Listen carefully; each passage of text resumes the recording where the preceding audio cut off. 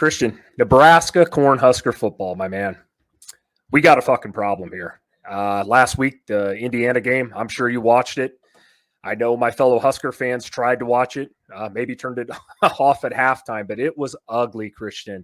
I want to get into it a little bit here on this new segment and break this down a little bit from Matt Rule to the players to the defense, how abysmal this offense is, Christian. I want to ask you a quick question here, just off the top. We'll start at the top with Matt Rule. What would you, where would you grade him right now as far as his 2 years here at Nebraska? I'd say D plus, C minus. If I had to, I'd probably say D plus, C minus. I get it. You know, there was not a lot of the state of the program when he took over was not very good.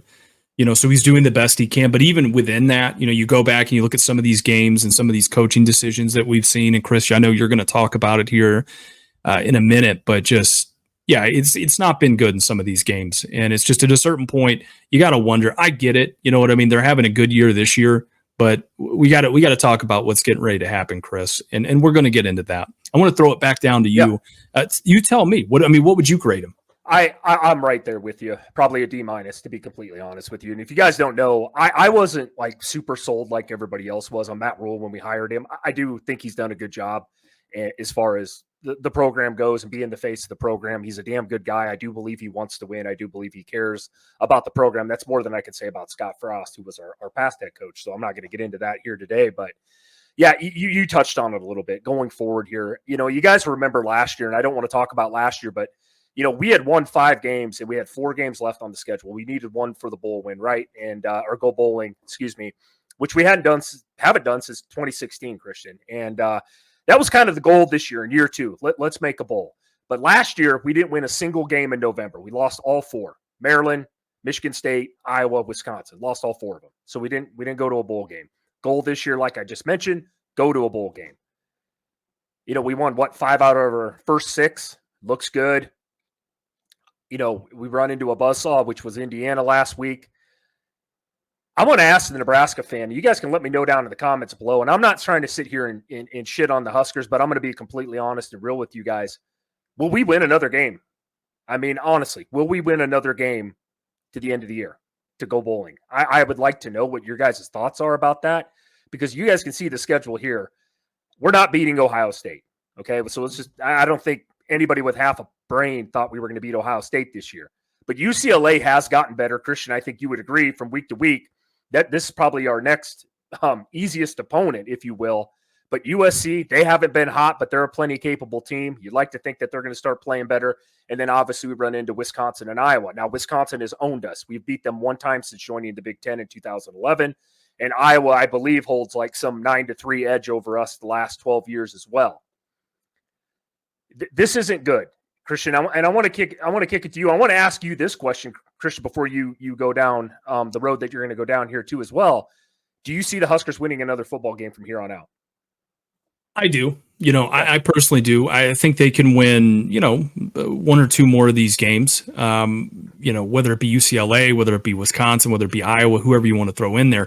You know, the problem that I have, and I think this is kind of what I want to talk about, is it's the fan base and the expectations. All offseason, all we heard was we might go undefeated. We might win. We might be 9-0. You know what I mean? Like, we might win 9 games this year, 12 games this year. Like, it's just the expectations. And I get it. You look at any fan base at any point, any period, any sport in history that has had championship level qualities, had dynasties even.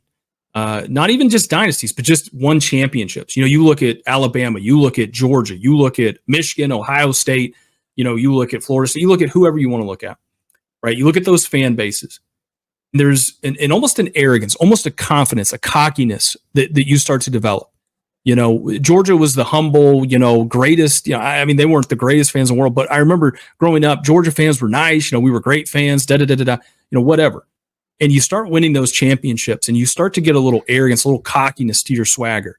And I always thought, hey, Alabama fans, they're this, they're that, whatever have you. Well, then I started seeing it in my own fan base. Success starts to bring it out of you a little more. You start to walk a certain way. Now, I know Nebraska hasn't been relevant in football in the last 10 years. You know what I mean? Haven't won a championship since, what was it, the 90s, you know, as it was. So there's a lot of clamoring for that success. There's a lot of that leftover residual that's still there, that pride to be a Cornhusker that I get. And so this was the year where, hey, we got the defense back. We've got Dylan Raiola coming in. He's this talented 5-star quarterback. We were a quarterback away. We had some pieces in the portal with Dowdell. We had, we got most of our offensive line coming back. You know what I mean? They're going to be better. You have all these things kind of going at it. And you're still losing games to Illinois. You're getting blown out by Indiana going into Ohio State. That to me wasn't, they were looking ahead at Ohio State. That to me was Indiana. And this to me is the problem that I will say with Nebraska right now that makes this look even worse is you have a guy in Kirk Cignetti who at Indiana just took over that program as a transfer quarterback who he's never played with, has a bunch of guys on that roster that weren't there last year. It's his first year, and he's undefeated up till this point. Go look back at Nebraska last year. Why couldn't Matt Rule do that last year? Indiana, I would say, was in the same boat as Nebraska. Haven't been good at football in a while. No, you're exactly right. I agree.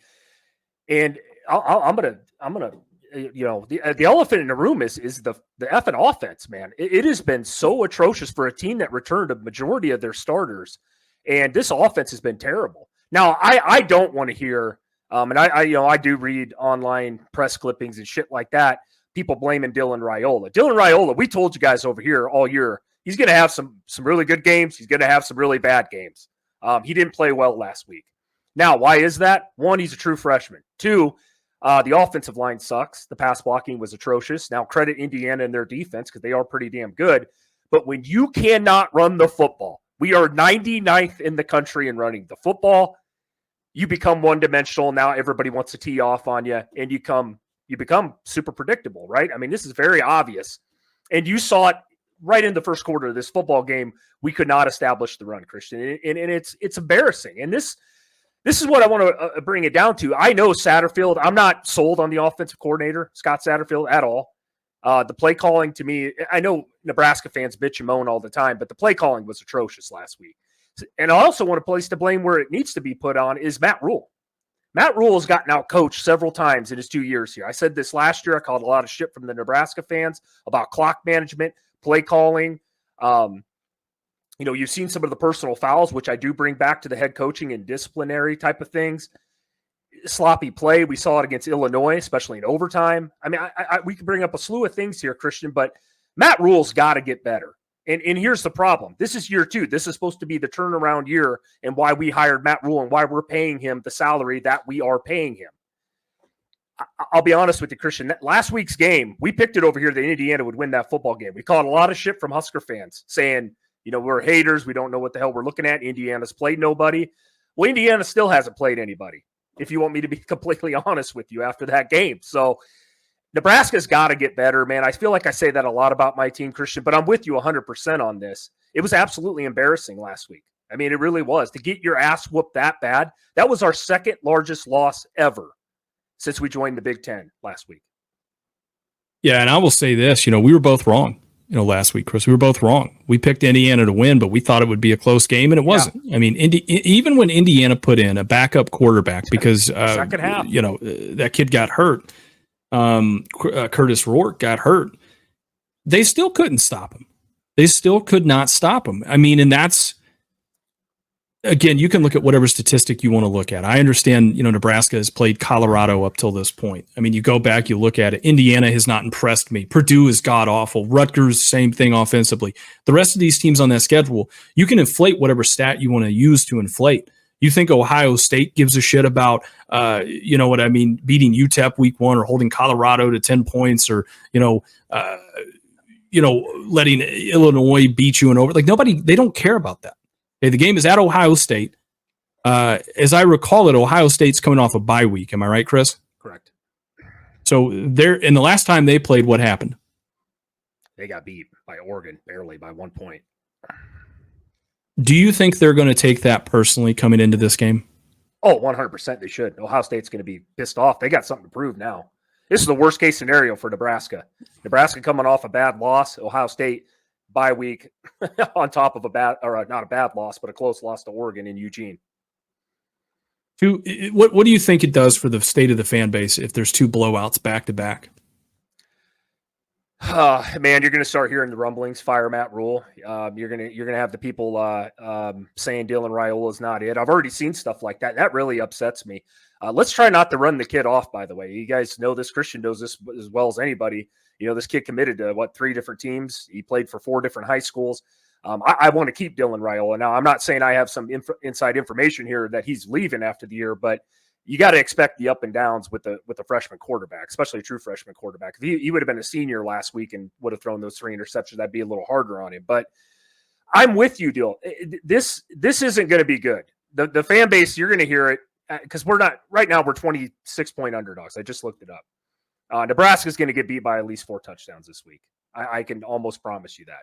I would love to see him hang in this game. I hope I'm wrong, Christian.